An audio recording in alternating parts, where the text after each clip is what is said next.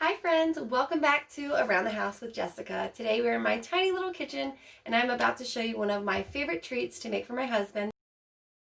So I call these my mini melts or my mini tuna melts, depending on what meat I use with them. He absolutely loves these, especially on game days. So you can sit down and watch football, hang out with the family or the guys, and you can just pop these in your mouth because we're going to make them the small kind. I'm going to show you how I make them today, and then you can change this recipe to whatever suits your needs or your family's needs. And I'm super excited to show this to you because it's quick, easy, and it's just a great savory treat that's also healthy. So let's go. First things first, we're gonna do all the ingredients. I buy a big baguette.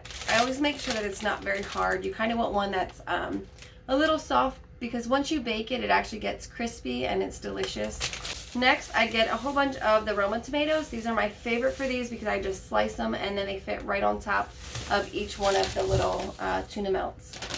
I have Mexican cheese left over from taco night, so that makes it simple. I already have cheese here. My cans of tuna, and I typically do the solid white albacore. Just keep it nice and fresh. And then for your pan, you can either spray it with like a canola oil or cooking spray, or you can butter each one of the melts as you make it. But that does take a while, so today I'm just gonna do it the quick way and use the cooking spray. One.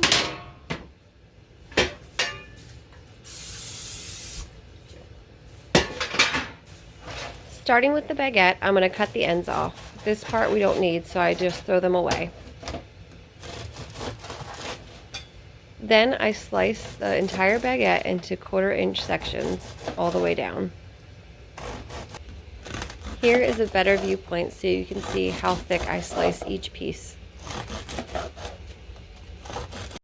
Once you're finished slicing the baguette, transfer all of it over onto the cookie sheet, one slice at a time. I tend to stack mine in 3 rows because that's how it fits on my sheet.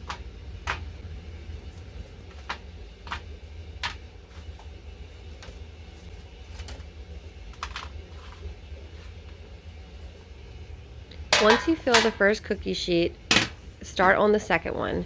Typically, one baguette fills 2 cookie sheets up almost completely.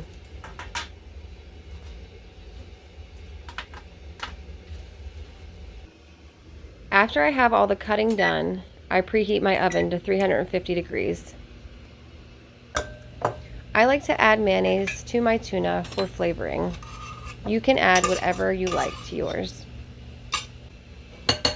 I typically use 1 heaping tablespoon for each can of tuna. Then it's time to start mixing.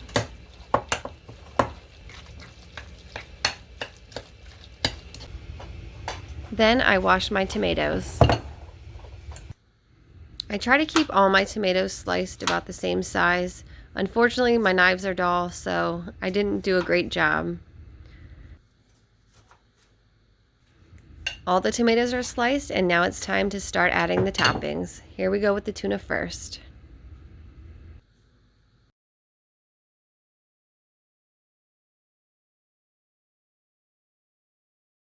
I finished the first pan, so I'm on to the next.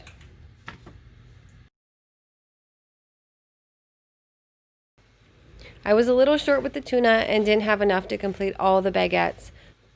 I just slide the rest of mine down to make them fill the tray, and that way it's easier to finish adding all the extra ingredients.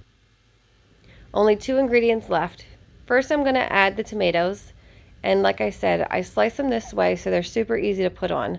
Look how fast it goes.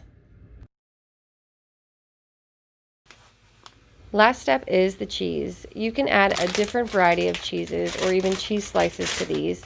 We're using the Mexican cheese because this is what we have left over from taco night. Because this is so finely shredded, I tend to pinch it out of the bag, and that way when I place it on top, it stays still and doesn't fall all over the pan. You're still going to have some strays, but it's much better than if you just threw it right on there. The oven is preheated to 350 degrees Fahrenheit. Now I'm going to put the pans in the oven to let them bake for 10 minutes.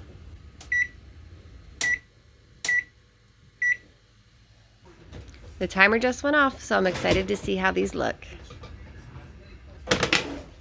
The cheese is nicely melted and everything stayed in place. These look absolutely delicious. I am so excited for my husband to get home tonight.